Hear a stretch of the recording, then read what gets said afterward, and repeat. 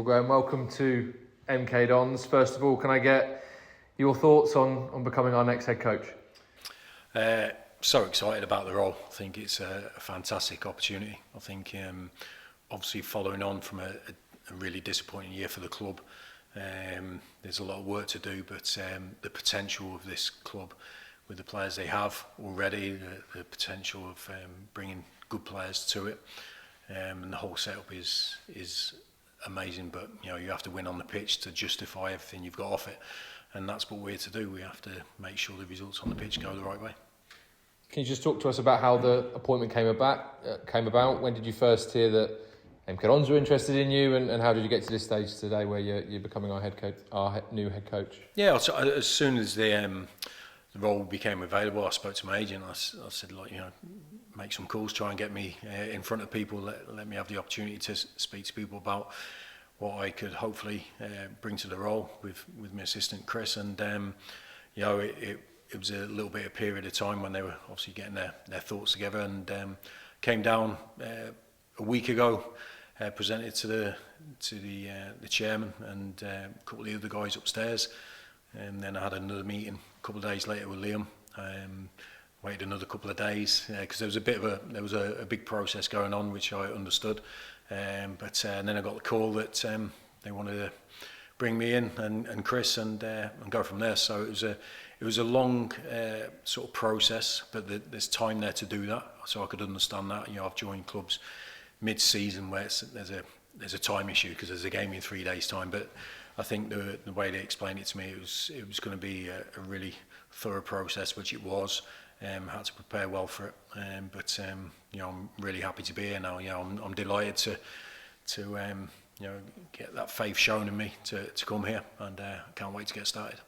You touched on it in your first answer, and I'm sure the chairman brought it up to you in the interview. Certainly did with us the importance of this role, given what happened last season and where the club finds itself in a division that we don't want to be in.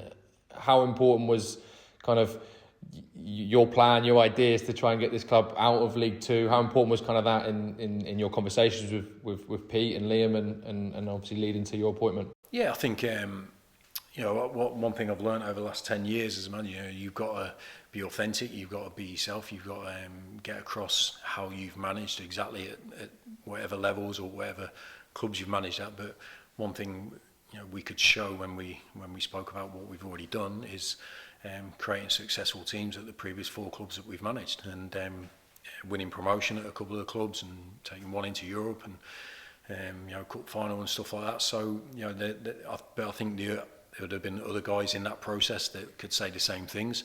So there was a lot of things for them to go through because I knew what I could bring to the role, but they had to decide what was right for this club because every club is unique and different. So I must have said the right things, or actually proved the right things, because it's one thing saying something, but backing it up with facts and information. And that's what I did, and I sort of committed to the sort of interview because hopefully I think so my passion and my ambition for this job came through when I did speak to them, and luckily for me, it's turned out well. But like I say, I was excited about the potential opportunity anyway. It's what I really drove to get it, and now I've got it. It's now the real hard work starts. I'm sure another thing you spoke about in that interview was how your teams like to play. Yeah. So I'm sure our fans have seen your teams play and well aware of the jobs you've done, but for those who haven't, can you describe what a Graham Alexander team looks like? Well, this was part of my presentation where I've played different ways at different clubs depending on the quality that we have, the level that we're in, the circumstances. So, in the promotion years we've changed at a certain point during the season to adapt to what was going on and finish the season strongly. So my approach has always been adaptable to the quality and the attributes that the players have. It's the players that go out onto a pitch and win games. So you have to really analyse what they're best at, and then create a framework and an organisation that helps them flourish into what they want to do. But all my teams have always scored goals, whichever team I've managed. been in the top 3 or 4 of goal scoring. Even when in my previous job, when we took over a team at the bottom of the league, we finished from that period to the end of the season, we were the top scorers. One thing I've always wanted to do as a player is score goals, and I was lucky to get that opportunity as a player, and I want to see my team go for it. Obviously, spent a year away from football, probably your longest spell away from football since you started coming into this job. But how important was that time for you to stop and reflect? Yeah. And how much do you think you benefited from that opportunity to do that? It was massive for me. I could have gone back into work within 10 days, at 2 clubs, but it wasn't right for me. It wouldn't have been right for them. I wanted to take my time and actually sort of look at everything we'd done previously, where the game's going. I wanted to study a little bit, and when you're in work and in the job, you don't get a chance. You think about the next game, and I wanted to sort of have that time frame to actually study different clubs, study different teams, different managers, different coaches, and sort of refresh my ideas a little bit, and be ready for the next opportunity that suited me and I would suit the club. So it was, I came out, I think it was the beginning of August, and I spoke to my wife and I said, look, I don't want to go back to work until next year, if possible, after New Year. There was a couple of things that came up towards the end of that time which I quite liked, but didn't get. But that sort of triggered, probably from the World Cup onwards, I was itching to sort of come back in. But it was a great time. I used it really well to sort of. There's a lot of thought process that goes in football management and coaching, and the time that you don't get when you're working is. I think you can get that when you're not, and if you use it wisely, you can come back better. Coming in now to an MK Dons team in League Two, a level that you've had a lot of success at. You've spent a lot of your managerial career, doing well at this level. How do you sum up League Two? What are you expecting from it this year? Are you expecting it to be too different to what you've experienced? Obviously, some bigger teams in there probably coming up from the conference than you've had previously. But what are you expecting from League Two next year? Do you know what? I think my first job at Fleetwood, when I started 10 years ago, it was in League Two, and I had six months at the start, maybe 4 or 5 months, and then when we went into the next season, the teams at the top of the division were completely different teams, different styles, different techniques. So I think in League Two it can change from season to season, who's successful, who isn't, and anyone can be successful. That's the one thing I've learned from League Two especially. Anyone can create successful seasons. I'm a sort of coach and manager that focuses on ourselves more than anybody else. I like to empower our players and our coaches into a way of thinking that if we do the things that we want to do as well as we can, that gives us the best chance of winning games, rather than trying to stop the opposition or think about them too much. And we always do our due diligence and our analysis and take that into account, but it's always on the attacking sense of a game, how to break them down, how to create goal scoring opportunities, and so that's I will have an idea of how we want to play next season, regardless of who we're going to come up against, and who comes up, who comes down, this, that, the other, what the division looks like. We might adapt at some point in the season if that's what needs to happen to win, because at the end of the day, that's what we're here to do, is to win. And we've done that in the past, and hopefully we'll continue to do that in the future. And you, as well as a lot of managerial experience, you bring a lot of playing experience as well. Yep. As a manager, how much do you lean on that part of your career, your playing days, in terms of how it shapes your role as a manager? Yeah, I think when you first start as a manager, it's all you've got to rely on is your playing experience. You've got your qualifications, you've got your dreams and your ideas. But you haven't done anything real, so you do, sort of go back on your playing career, and but once you get into it, you understand, and you have to let go of those playing days, and you understand you're there to coach, and you're there to help players create their sort of ambitions and careers. But I do remember it and reflect on it because I played all through the divisions, so people might think, oh yeah, played international and Premier League, but also played 7 years in Division 4 and 4 years in League 1 and stuff like that. So I played all the way through, through the league pyramid. So did my assistant Chris. So it gives us a sort of an empathy and an understanding of what each player will go through. We were both young players breaking our way through at 19. We were both mid-20s, sort of trying to find a way to the higher level, and we were both in our late 30s, hanging on to the dream. So we sort of experienced a lot as players, which gives us a good reference point when we're talking or trying to get the best out of each individual. So I think we can reflect and understand what everyone's going through. But listen, my playing days are way behind me, and it's important you park them because it's a great career. We loved it, but as soon as I started coaching, managing, that's all I was doing. I was looking forward and looking forward to what we can create as a coaching staff. I've got one more question on your playing career, but it is relevant. Okay. I believe, I'm sure you've heard this before, third all time for English League appearances, I believe. Yes, 2 places below you, Dean Lewington, yes, who's one of your players now for MK Dons, which is a unique, nice twist. But what's it going to be? We'll get onto the players as a whole, but obviously someone like Dean Lewington, who you'll know what you've learned from playing as many games as you have. To have someone like that in your dressing room who's also done that must be such a benefit for you.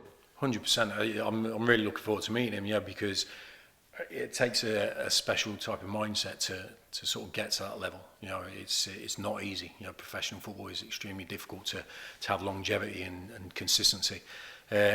So like I said before, I've been that young player. We've been in the mid-20s. We've been the one at the end of your career, and everyone's questioning you, and you have to overcome that sort of stuff. And I want to be able to sort of reflect on my experiences, and Chris can do the same, of what we felt like at those different stages. And fortunately enough for me and Chris, we played right up to, I played till 40, Chris was I think 37, 38. So, I'll know, listen, without knowing Dean personally, I'll pretty much understand what his ambitions are and his drive is. And, I know he's still dedicated to playing. That's a big thing. I got questioned a lot about, my late 30s. Are you thinking about coaching? And listen, I didn't want to open up that Pandora's box because I was so dedicated to playing. And without meeting him, I'm sure he's the same. So, but without a shadow of doubt, what he's contributed to this club, as an individual, is phenomenal, really. But so I'm really looking forward to meeting him, and then obviously working with him and getting the best out of him. That's what I'm here to do with all the players, is to get the best out of them. And how much do you know about the team you come into? I'm sure it's part of the process. You mentioned it, kind of a lengthy process to come in. I'm sure you were doing your homework on the squad, and you'll have an opportunity between now and the start of pre-season as well to reflect. But how much do you know about them? And a question I'd always ask a manager at this time of year: recruitment. Adding, making changes. How does that process move forward, starting from now? Yeah, well, obviously I did my analysis on the team and the squad and their results and so forth, and actually watched some of their games as well. So I had quite clear ideas on what they could have done better. But there was quality in that squad, and there is quality in that squad. So it's a case of sort of understanding what I want from this team going forward, who can help us achieve that.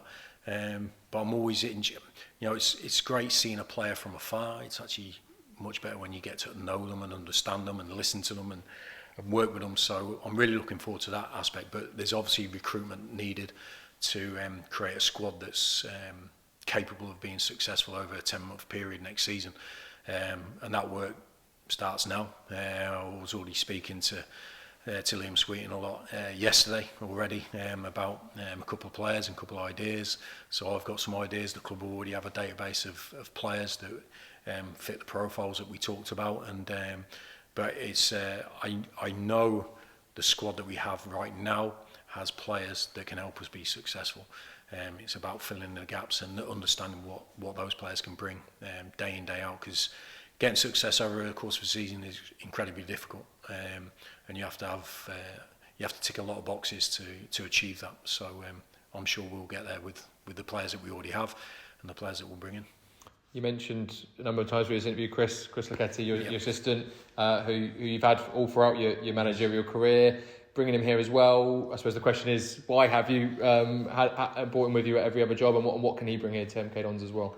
Yeah, look, he's someone that I played with for 6 years at Preston North End, and the respect we had for each other as players and professionals was was there. I wouldn't say we were the best of friends at that time, as in, we didn't go out together and this, that, the other, apart from in team thing. But it was the respect of our how we handled ourselves, how we went about our career, and then we started our coaching sort of career together in the academy at Preston, and so we had the opportunity to go into management at Fleetwood, and it sort of flew from there really. And we understand each other really well. I know I can trust him with my life, which is massive for me. But he's great at bringing everyone together, and part of the, you can talk about tactics and how you're going to work the coaching and everything, but being a team and bringing everyone, staff, players, everyone together is vital for doing that. And Chris plays a major part in that as well. But without his knowledge into how to win games and stuff like that, and if I ask him a question, he gives me the blunt truth, and that's what I need in this job. So. But that's enough blowing smoke up his backside. He stood across the room, so his head will be getting even bigger. But no, look, he's the success that we've had in the last 4 roles that we've had, it sort of gives me great confidence that we work well together, and we'll hopefully have future success together again. So you mentioned the work starts now. It will ramp up when the players come back in for pre-season as well, and then we'll be looking ahead to your first game as MK Dons head coach, your first game here at Stadium MK, and I think it's quite a nice, sweet moment that your first game as a manager, albeit caretaker, was here as well, right? It was, yeah. I was still a player at the time. I think I'd just turned 40, and I was injured, but unfortunately the manager left, and they put me in charge for the next few games. And I think the team, we'd only won 1 in the previous 11, but we came up with a plan and came here and won 1-0. So it was a great start. That was the moment I realised that I was ready to retire from playing. It was in this stadium where the buzz I got with preparing the team, and sort of standing back, but helping those guys without being in the middle of it, and just the whole emotion and getting the victory. Because my history with Preston North End was massive, and so to start off on that, that's when I realised. I remember, I was sitting in the office with Carl, who was great with me after the game, who was already a manager, and I just remember sitting there going, no, I want more of this, and I decided in my head that was, I wanted to go into coaching and managing right there and then, and I think I only played another 8 minutes in my career after that, and that was me, and it was here. It was just a special night for me. It's crazy that it's gone full circle. There's other connections there in my personal life with MK as well, but my career as a manager started here. Fantastic. And my final one from you, MK Dons supporters will be watching this. They'll be eagerly, excited for your reign and to get going. What would be your message to the Dons fans here on your first day as head coach? Look, I understand what supporters want and what they need from their team, from their club, and they've had a difficult time.